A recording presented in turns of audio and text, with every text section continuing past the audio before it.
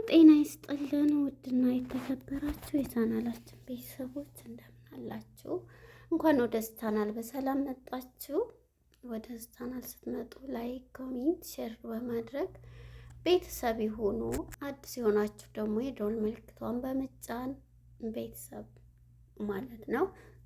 ዛሬ እንግዲህ የኤፍራታ ክፍል 7 ማለት ነው። ክፍል 7 ኤፉዬ እናቷንም ናታንም ሁሉንም አልፈልግም በማለት ቆሻሻ ላይ ወድቃ ሩጦ ግን ማን ደረሰ?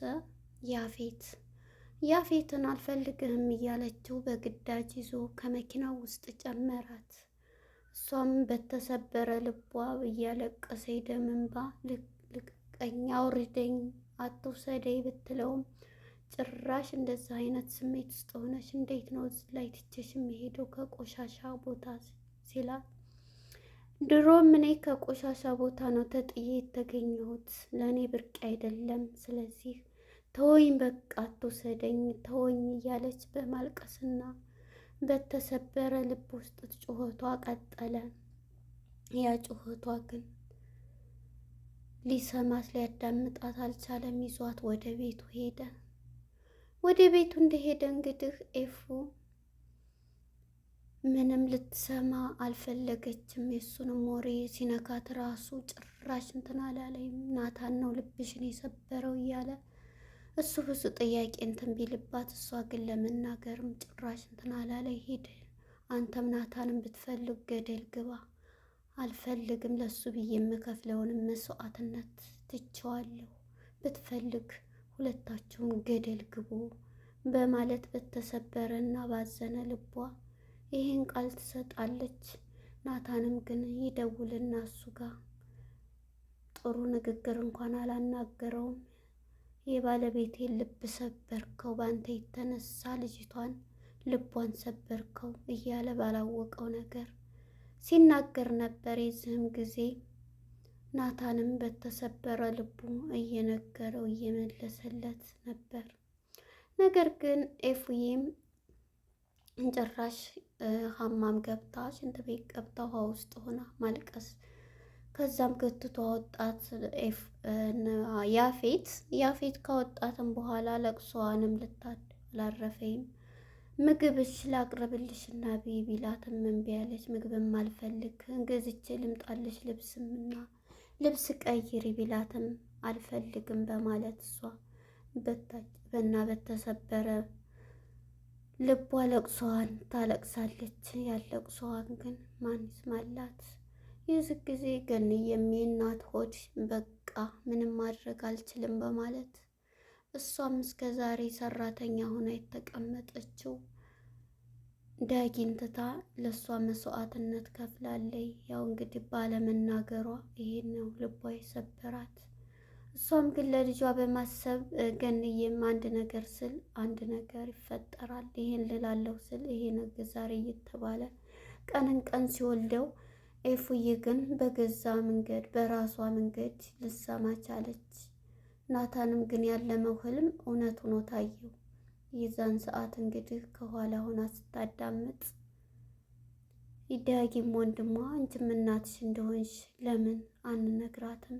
ትነገራት እስከ መቼ ሲል፣ አትንገራት ልጄ ናታንዬ ተው፣ ትንሽ አሁን ያለችበት እንትን ጥሩ አይደለም ብትለውም እኔ ዛሬ በጭራሽ ጥሩ ስሜት ሲሰማኝ አላደረም፣ በጣም ስትቆጣብኝና ስታዝንብኝ ነው ያደረችው እያለ ነገራት።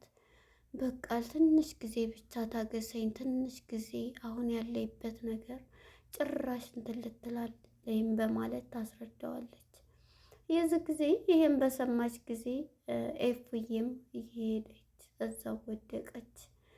ውጭ ወጥታ ስታለቅስ የአፌት ሰዎች ለአፌት ይደውሉለታል። ከዛም መኪናውን ይዞ ተሸክሞ እዛው እንደወሰዳት ኤፉም እንግዲህ እዛው ተቀመጠኝ። ገንዬም ወደ ድሮ ወደ ቤቷ ልጄን አቅፌ እሄዳለሁ በቃ ካሁን በኋላ በማለት ሄደች። ስትወጣ ግን ማናያያት ግቢውን ሁሉ ስታይ ግቢውን ሁሉ በለቅሶ ተሸኘ። የእሷም ግን ቤዚም ማረሚያ ቤት ከገባይ በኋላ ታርማለች።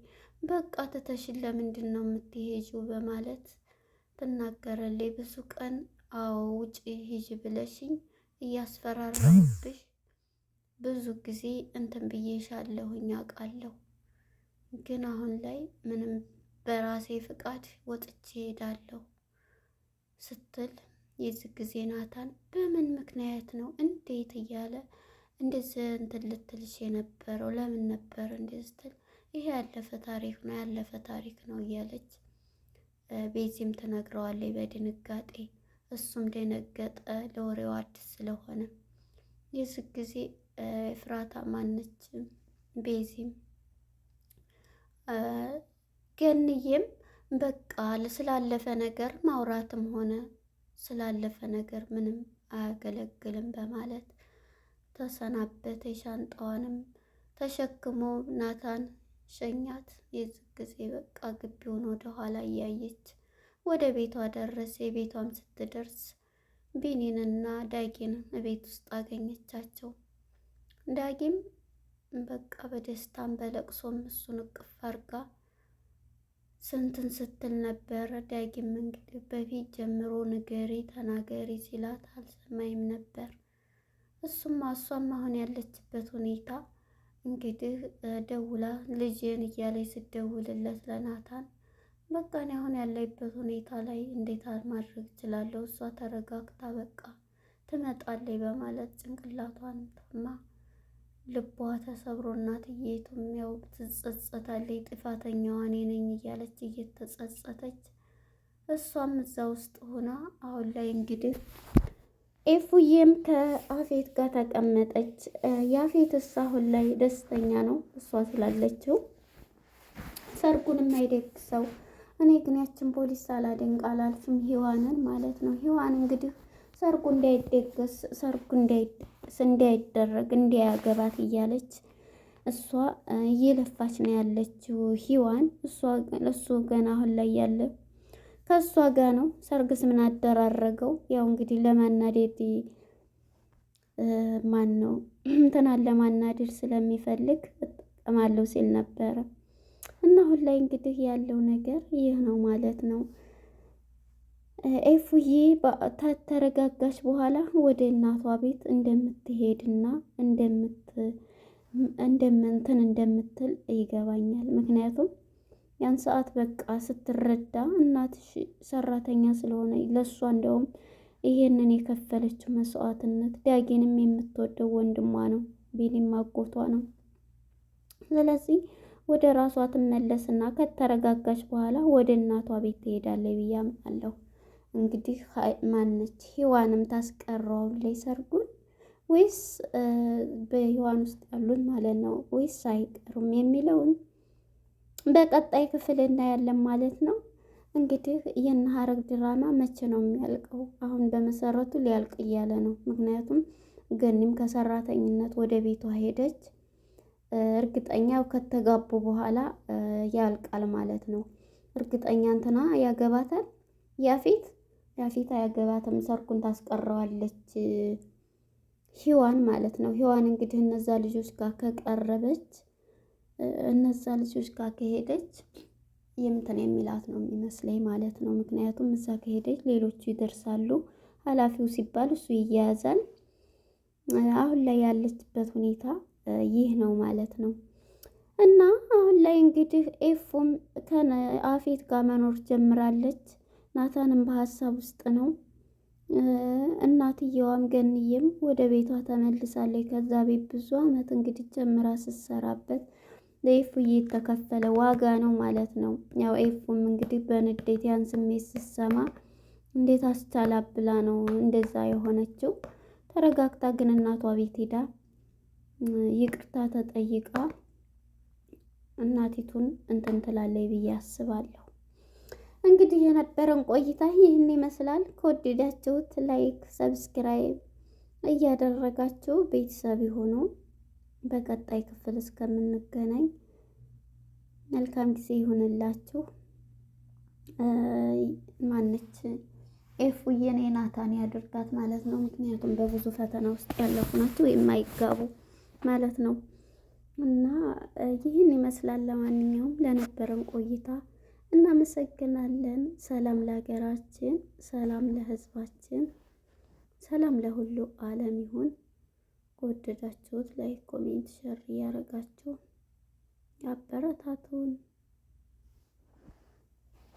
እንላለን። ባላችሁበት ሰላማችሁ ይብዛ። በቀጣይ ክፍል 7 እስከምንገናኝ መልካም ጊዜ። እንግዲህ ፍትፈታ ሆኗል ስራው፣ ሌላ ምን እንስራ እና ለነበረን ቆይታ እናመሰግናለን። ባላችሁበት ሰላማችሁ ይብዛ። ወዳችሁና ፈቅዳችሁ ስለምትከታተሉና ስለምታበረታቱንም እናመሰግናለን። በቀጣይ ክፍል ደግሞ እስከምንገናኝ ድረስ መልካም ጊዜ፣ መልካምነት ይሁንላችሁ። ሰላም ለሀገራችን፣ ሰላም ለሕዝባችን ይሁን። ባላችሁበት ሰላማችሁ ይብዛ። ባይ ባይ። እወዳችኋለሁ።